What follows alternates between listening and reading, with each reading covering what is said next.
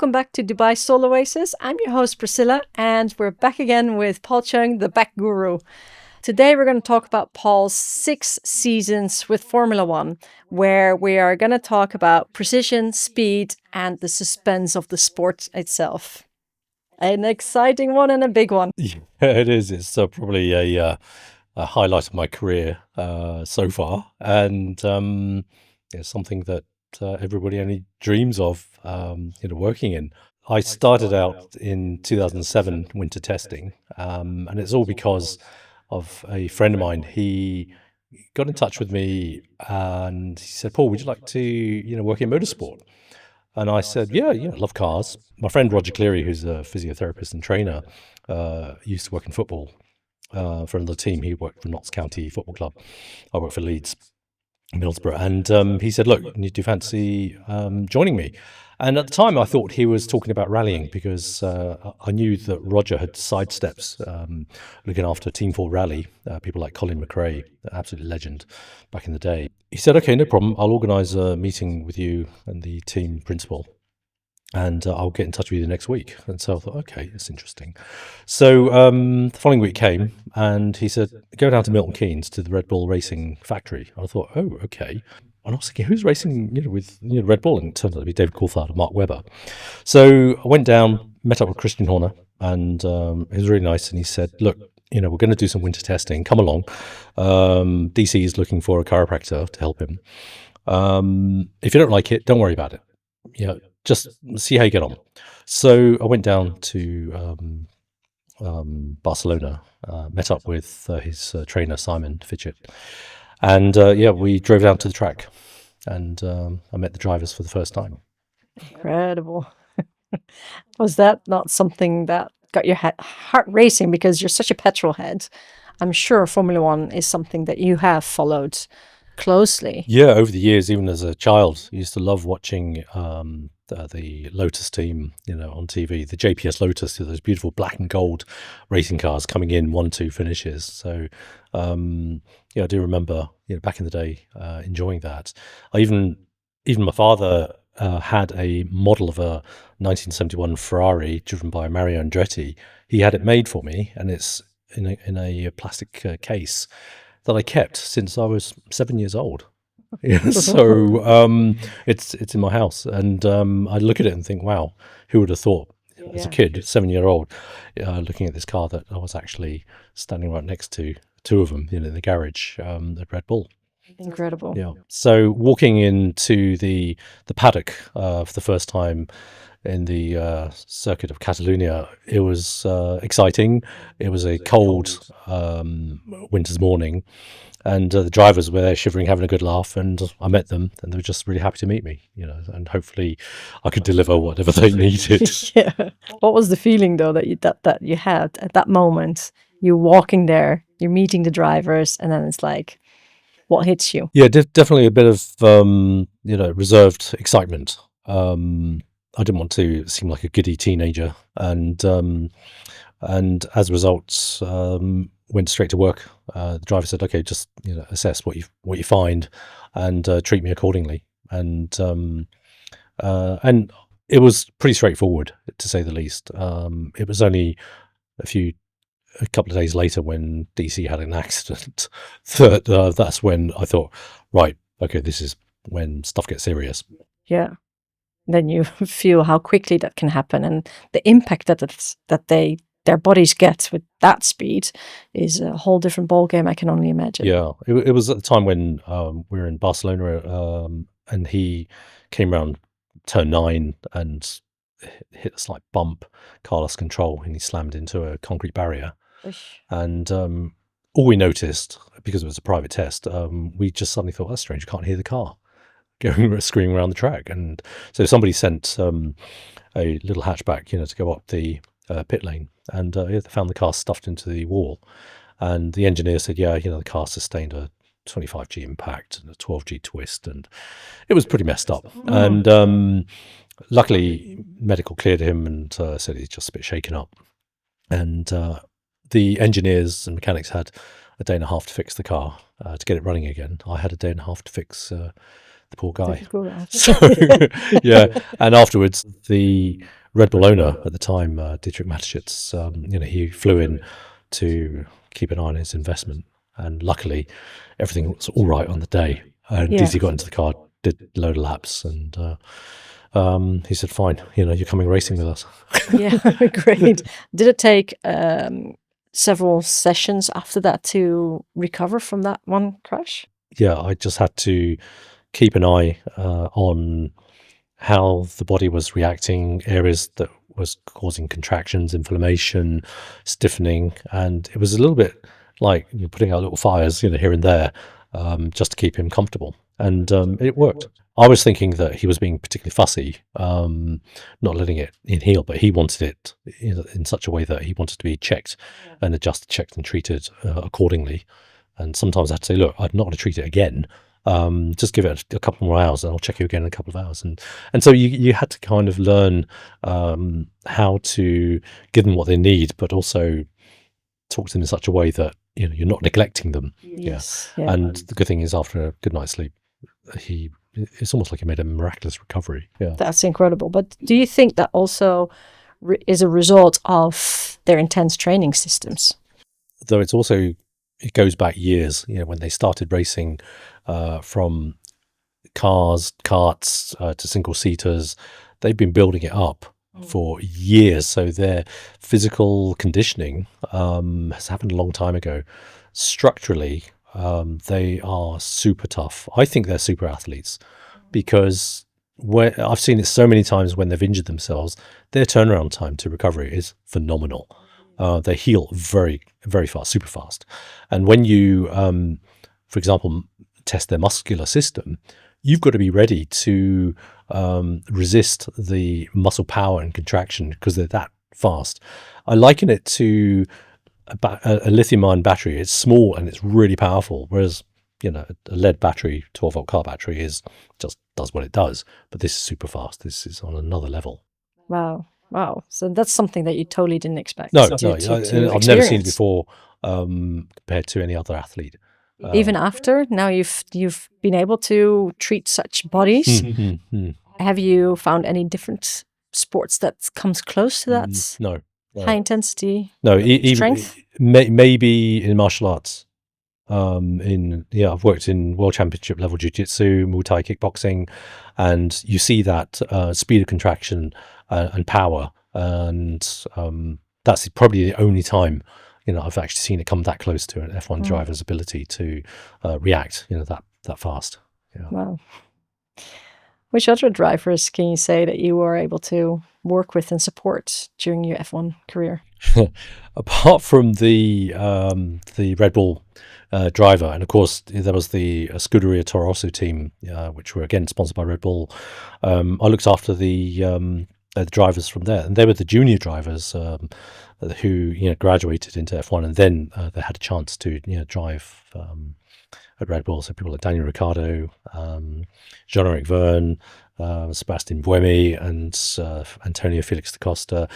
Yeah, there's so many of them. It was really an honor to be able to have the ability and chance to look after them too. During my time, there was also an instant when we were asked if we could look after another driver by another team. And the team managers had an agreement that we're going to keep it quiet because you don't want to upset the fans, you don't want to upset your own team members either, because it's high level competition. So we had to do it hush hush. So I ended up having to swap out of my uniform to wear a plain t-shirt and sneak into the back of the motorhome of this particular driver of the Lotus team. And anyway, did what I had to do and then sneaked out and back into my uniform, and that was it. Kept it quiet. Next morning, this one of the Italian doctors said, "Hey, ciao, Paul, how are you?" And I said, "Yeah, very good, thanks." "So you've been treating Kimmy?" I said, "No." "See, you have. It's in the newspapers." And I suddenly thought, no way. So I had to go to the team principal of Lotus and said, "Look, whatever's been written in the press, I did not go to the press. I swear." Like this. And then so it all came out that I was looking after Kimi Räikkönen. Oh my goodness. So sensitive. Yeah, it is. And then, so every so often, even when he moved from Lotus to Ferrari, every so often he'd tap me on the shoulder, and say, "Paul, come help me." Like, oh, okay, all right. As long as I don't get into any trouble. Yeah. Exactly. Don't put me on the front page of the newspaper yet again. Yeah, but the nice thing was that with the collaboration of the team doctors, if we needed help, which we have in the past, then they would afford us whatever other procedure that might have been required. Yeah. So you looked after each other at the end of the day to make the competition healthier and safer. Safer for everybody. Yeah. Yeah. The one thing that you want is a thrill of the sport, but everybody in one piece back, of course. Yeah, absolutely. And so it was nice to be able to help somebody else in the team when perhaps we shouldn't have. Put them at a disadvantage. Yeah. Like, sorry, just this line there. Yeah, they could pay Sorry, me but double. you'll be fine. Yeah, they could have paid me double just to sort of mess them up. Yeah.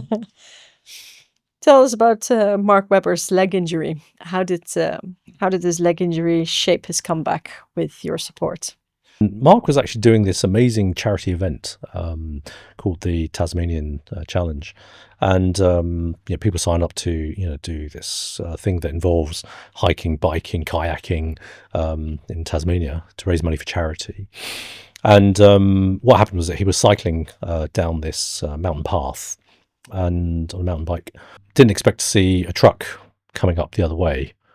Boom! He smashed into it, bounced off the bonnet and windscreen, and ended up flying into a ravine, 15, 20 meters below, breaking his leg and shoulder. No way. So yeah, poor guy went into shock and got airlifted out and had a few surgeries to pin his leg. So when the story broke, we thought, oh my God, what's happened? And it was a few weeks later that we were going to do winter testing in Spain. Did he manage to join? Yeah, he hobbled in on crutches. Incredible. Absolutely amazing. He just hobbled in. Everybody was like thinking, should he be here? And it was just hobbling in. And he got into the car. Yeah, and he did several laps and didn't complain one bit. Then you've also treated Sebastian Vettel. Well, I was so part of the team because when I looked after DC and Webber 2008, and then DC retired, and then Sebastian Vettel came in 2009. We were working on the pit stops, and every so often you get one person who may be a few split seconds slower. After a while, we started to notice that they're getting faster and faster. Now we started to look after the athlete, the pit crew mechanics like athletes. We started to make sure they ate better. Okay, they slept well. They had treatment on a regular basis, because when they had downtime for 20, 30 minutes, for them they could zone out and just relax. They could have that 2 or 3 times during a race weekend if they wanted to. Yeah, but I really love the fact that you have the whole holistic approach with the whole team, so that they also saw the benefit of that every single person that's part of that team, if they can be in their best performance, of course you're going to see the results black and white over the team, right? Yeah, absolutely. And I think if you can look after people who, fabricate, the gears of the wheel gun or, the gearbox or, the suspension system, and they're at their best, doing their best to give you the best, it all ends up, in the car that works really well. Yeah. So I did see myself as just a small cog in the big machine at the end of the day. And I'm glad that I was just a part of it. Yeah, and absolutely. when the number of times I've walked into the main reception of Red Bull headquarters in Milton Keynes, and you see all those trophies that are in the the gallery on the shelves, I think, wow, I've held many of those, and it was wonderful to have had that. That's incredible. That is, again, something so good for your soul that you're able to be part of such a team. It's incredible that at least you leave a legacy behind. Yeah. I just think it was just amazing that he could do that. Although there were times where I felt really sad for Mark, because here are 2 phenomenal guys in very similar cars, and yet he could have been world champion as well. Yeah. But there can only be one. Yeah. That's hard. And so I don't think it takes anything away from Mark, because he is world championship material. Now, when he left Red Bull at the end of 2013, he went to race for Porsche in World Endurance Championship. And there he proved himself to be world championship material, pulling titles as well, with the team. Yeah. Yeah. One guy who years ago got kicked out of Red Bull, Brendan Hartley, a New Zealand driver. I saw the day he was gutted, when he got kicked out. And then he found himself racing in World Endurance, teamed up with Mark Webber, and became world championship material. And then, oddly enough, he got invited back to Red Bull, did this Brendan Hartley. Yeah, so he went full circle. Absolutely amazing. So I bumped into him in the paddock one time. I kind of looked at him and said, well done, mate, and he knew exactly what I meant. Yeah. Because I'd seen him hit rock bottom and then went back up again. Okay. So, yeah, he was a very good teammate to Mark to do that. It's so good to see that even if you have your knockdowns, because you have to be on the top the whole time, and you can't. You're right. Nobody can stay always top. You're gonna have your setbacks. You're gonna have whatever happens to the situations. You're gonna be down sometimes. So when these situations happen, that you can then regroup yourself to not give up and be back in again, and that feeling must be pretty out of this world for them, that they're like, okay, I got my knocks, but I'm back, and I'm back better, even, because you learn so much from the faults and failures that have come along the way. Yeah, you see a lot of the accidents that may have happened. Sometimes circumstances beyond their control. Yeah. They just think, okay, car's a bit messed up. They know they can rebuild it. Driver got injured. You can get them back. And whatever we've done well, you're making the whole operation, a slick machine. So when the people come in to get something sorted out, they know they're just going to get exactly what it's expected, and they're in, they're out, they're sorted.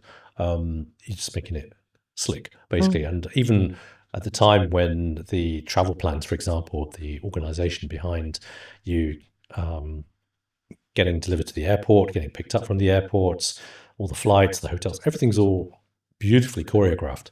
And at that level, you think, well, this is like a superb organization. Yeah. And they set the standard, in event organization. I think Formula One is amazing. Yeah, it's incredible. Yeah, absolutely. And how does a day look like on race day?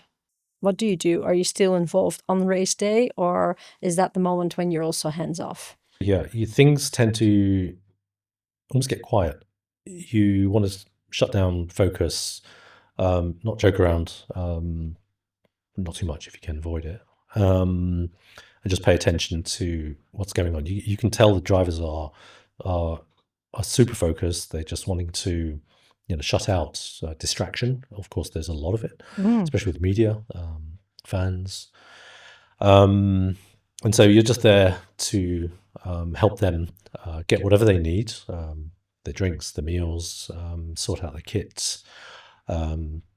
You've got 45 minutes to an hour before they get into the car to be with them and them alone.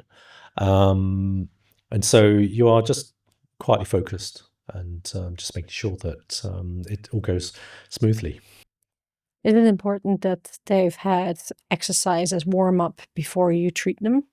Or is it from let's say, the cold stage, you are their warm-up for them then to start exercising and getting ready for the race? They'll do some whatever routines will suit them to loosen them up their muscles, their joints, the bit of stretching and so on. I'm there to warm up the muscles, get things mobilized, and sometimes it may be the opposite, where they might be a bit tense, and so you're there to just try to sedate it and bring it down to a comfortable level.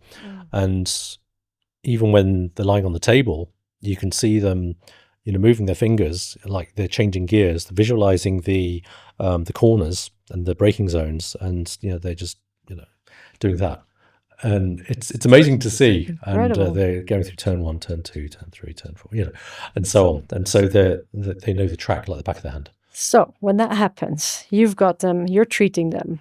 Do you feel muscle memory as well while you are, let's say you're treating their legs and they're going through the visualization? Yeah.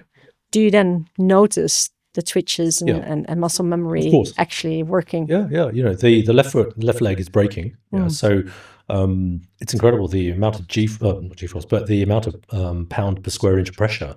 They can press the pedal up to 100 to 140 pounds per square inch pressure, and that's a lot of power that goes through that left leg.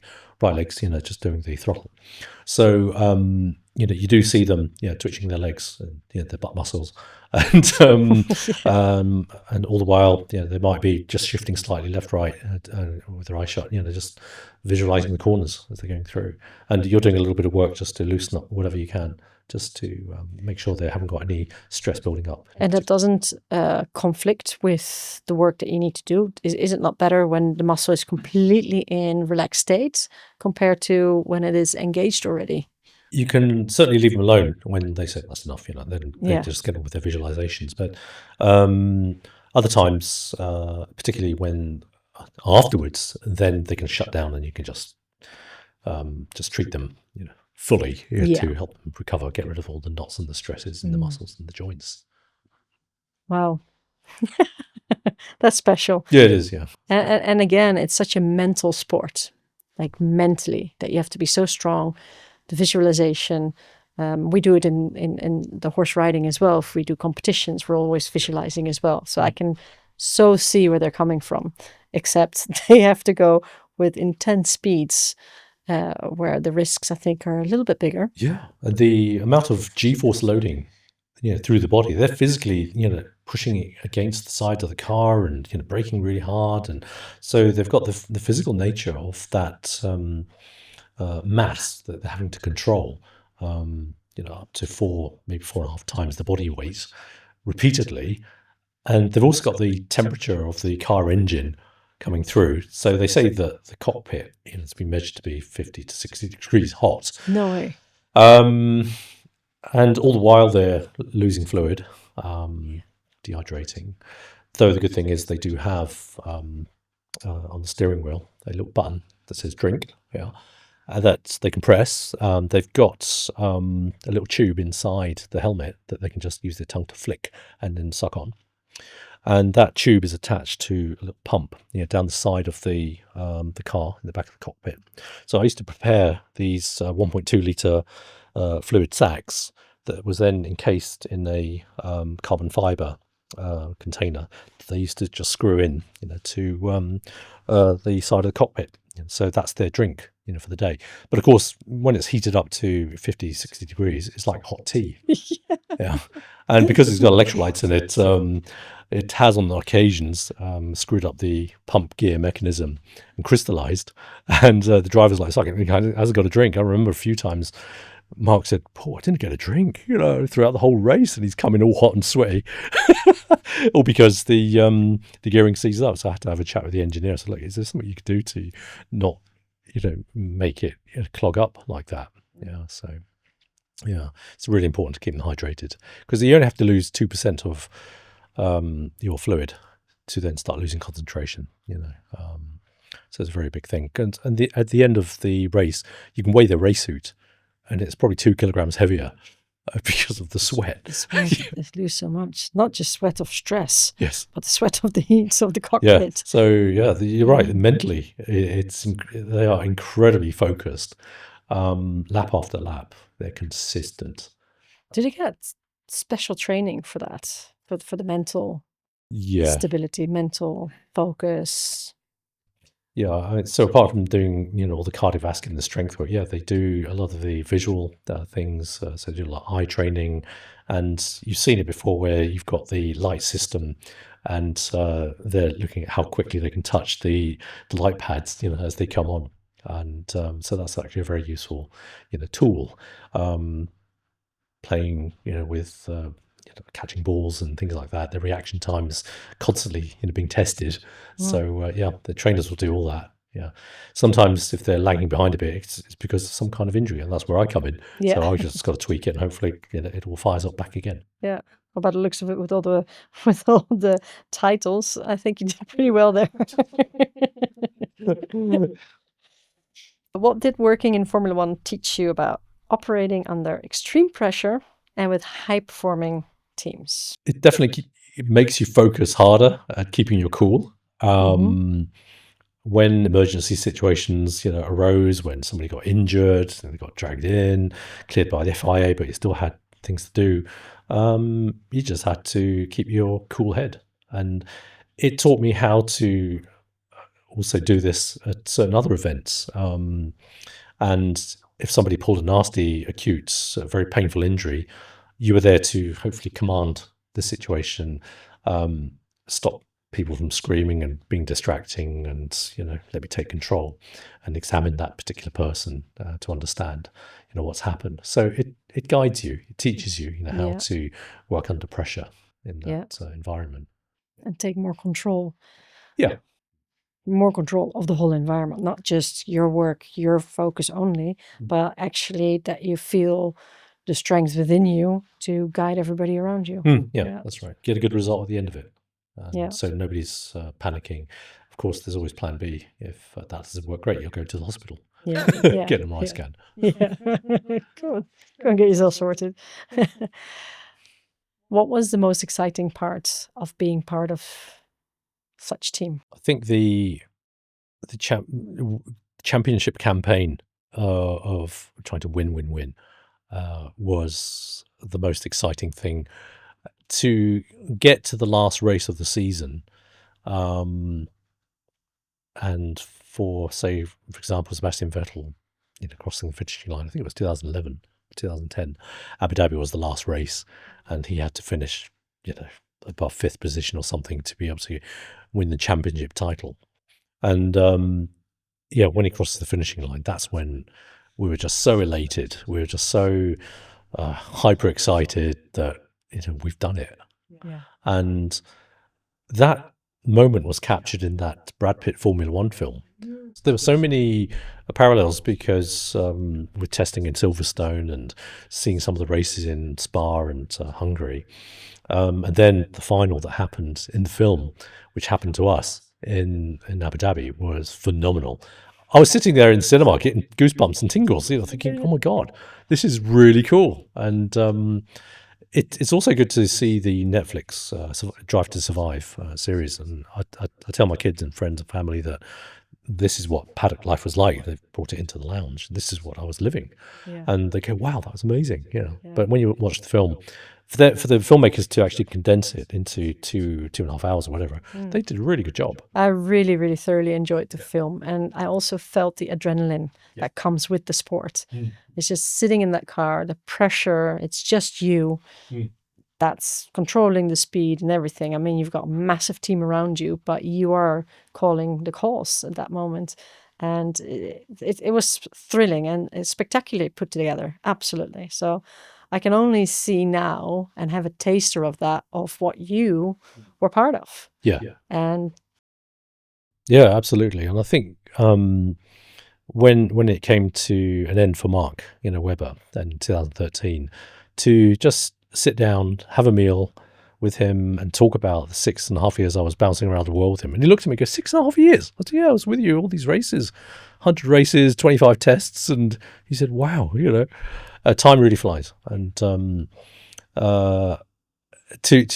suddenly go from bouncing around on the pit wall, champagne splashing around everywhere, screaming your head off, fireworks and stuff like that, to just sitting down with an amazing driver, it was just such a stark contrast. 6.5 years. There were some amazing times, fun times to be had and shared with not just with our team, but other people in the paddock. The paddock was like a village of so many individuals and wonderful characters, some very, very charismatic guys and girls.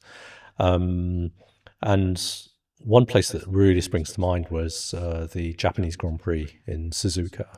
And the hotel was right next to the circuit and the fairground.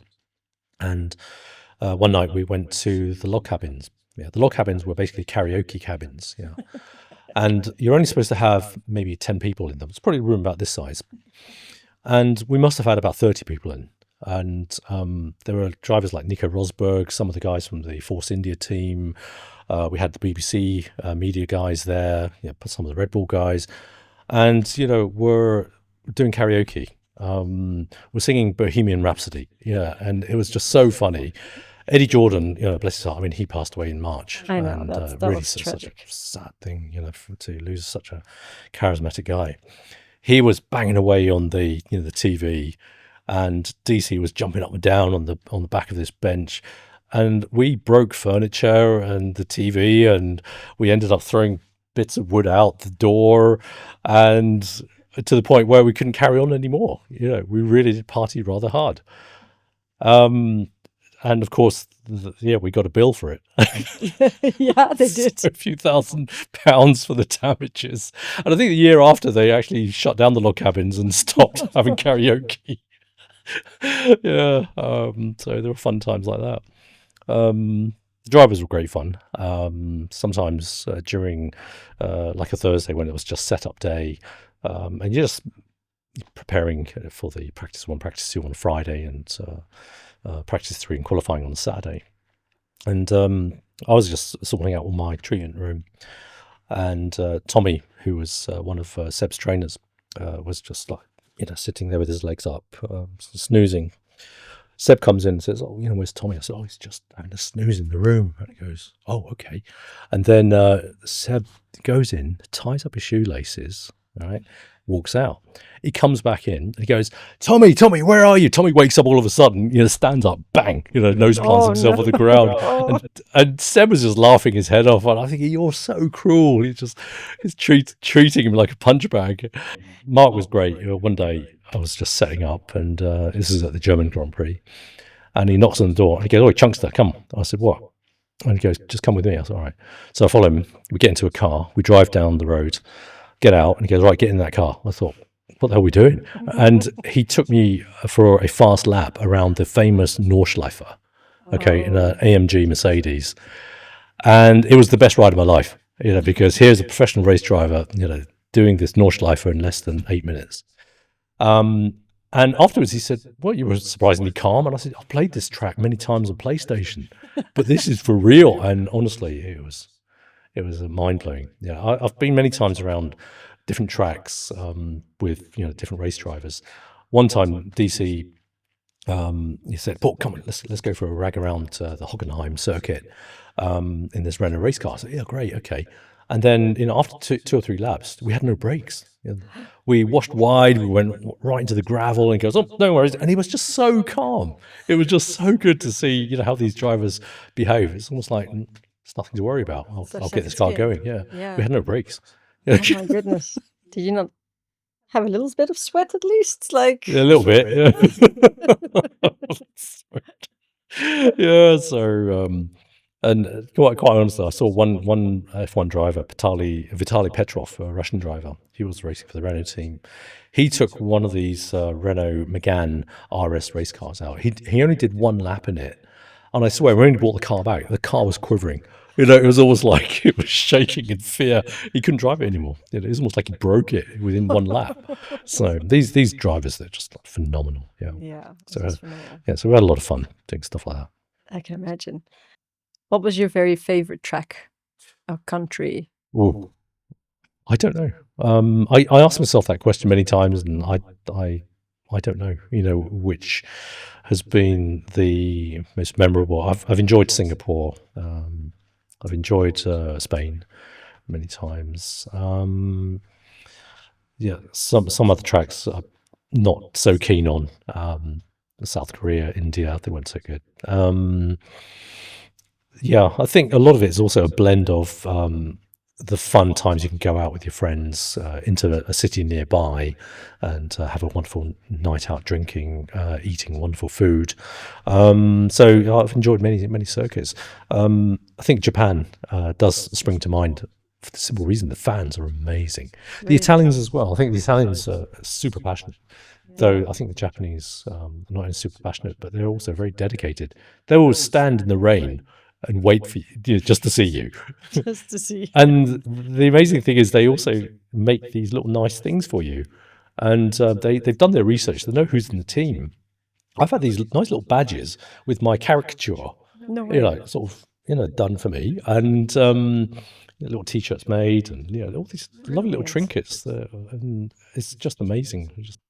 Awesome. I think that was incredible, and especially with the Formula One movie at the moment and the Netflix series, that people can actually have a bit more of a feel of the thrill and the adrenaline that goes on, and just to realize and imagine that you were there for 6.5 years. Yeah. Man, that's such an achievement. That's awesome, and You can become something to be proud of. You can become addicted to that. Yeah. And when I sort of left to, actually, there was a shout with Ferrari, because at the end of the 2013 Brazilian Grand Prix, after I had dinner with Mark, I went upstairs to have a chat with Stefano Domenicali of Ferrari. He was the team principal then. And he said, okay, so you're leaving Red Bull, come to Ferrari. So it was nice to be invited. And then had a chat with Anna about it. And she said, what's the point in you going to Ferrari when they'll be stuck in Italy? Because Stefano actually wanted me to move the family to Maranello. Anyway, a couple of months went by. Stefano left Ferrari. He became Lamborghini CEO. So the contract got dropped anyway. And besides, I was making plans to come to Dubai at some point. Now, when I left F1, it was great to do occasional car racing events, race champions, some rallying as well. I had to get myself stuck into another project because I was just itching to do something. And you were at such a energy level with being in Formula One. Yeah. So every time I was at home watching on TV, I was thinking I should be there. Yeah. They should be doing this. They should be doing that. So I sunk myself into a project with the Talisker Whiskey Atlantic Challenge, where I actually looked after 4 women, working mums, who've never rowed before, to help them prepare to row across the Atlantic. Exactly. That was an 18-month project. Yeah. But that's another story. I know, or that's definitely another story. And that's what we're going to do in our next episodes, because that's incredible to have these 4 incredible women, and women in sport overall. I think it's great to have some attention to that. I really want to thank you for today. Thank you. It was awesome. And I can feel the energy now. Even when we're talking, I'm like, yeah, give me more, Oh, bless. Yeah. So it's incredible, an incredible journey, something that you can be mega proud of. And I'm sure here and there you'll drop a few more things during the episodes. Probably. I'm sure. But thank you so much, and see you next time. Thank you. See you again. Bye.